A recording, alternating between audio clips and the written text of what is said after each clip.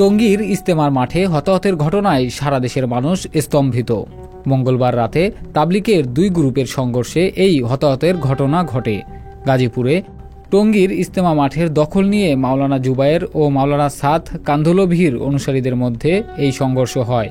সংঘর্ষে 7 জন সাথী নিহত হয়েছেন বলে দাবি করেছেন জুবায়েরপন্থীরা।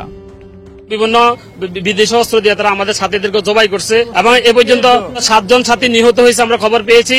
পুলিশ ও স্থানীয় সূত্রে জানা যায়, শুক্রবার থেকে টঙ্গীর ইজতেমা মাঠে 5 দিন ইজতেমা করতে চান মাওলানা সাদের অনুসারীরা। মাওলানা জুবায়েরের অনুসারীরা তাদের এখানে ইজতেমা করতে দিতে চান না। এজন্য আগে থেকেই ইজতেমা মাঠ দখলে নেন জুবায়েরপন্থীরা। এ নিয়ে কয়েকদিন ধরেই দুই পক্ষের মধ্যে উত্তেজনা বিরাজ করছিল। মঙ্গলবার দিবাগত রাত 3:30টার দিকে 4 দিক থেকে মাঠে প্রবেশ করতে শুরু করেন সাদের অনুসারীরা। এ সময় দুই পক্ষের মধ্যে সংঘর্ষ হয়। এক পর্যায়ে মাঠ ছেড়ে দেন জুবায়েরপন্থীরা। তবে ভিন্ন কথা বলছেন সাদের অনুসারীরা। সাদের অনুসারীদের গণমাধ্যম সমন্বয়ক মোহাম্মদ সায়েম বলেন, রাতে ঢোকার কোনো পরিকল্পনা আমাদের ছিল না।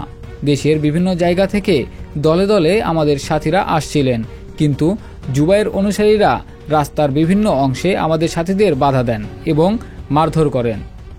আমরা বিষয়টি পুলিশকে জানাই, পুলিশও আসে, কিন্তু তাও তারা থামছিলেন না। এদিকে আমাদের অনেক সাথী আসতে থাকায় ইজতেমা মসজিদে জায়গা না পেয়ে কামারপাড়া ব্রিজ ও রাস্তার বিভিন্ন অংশে অবস্থান নেন, কিন্তু সেখানে হঠাৎ অনবরত ঢিল ছুড়তে থাকেন জুবায়ের অনুসারীরা। পরে আমাদের সাথীরা বাধ্য হয়ে মাঠে প্রবেশ করেন।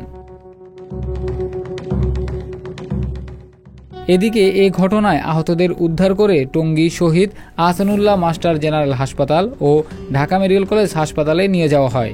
এ ঘটনার পর রাজধানীর কাকরাইল মসজিদ ও ঢাকা মেডিকেল কলেজ এলাকায় নিরাপত্তা জোরদার করা হয়। একই সঙ্গে ইজতেমা ময়দান এলাকায় 144 ধারা জারি করা হয়।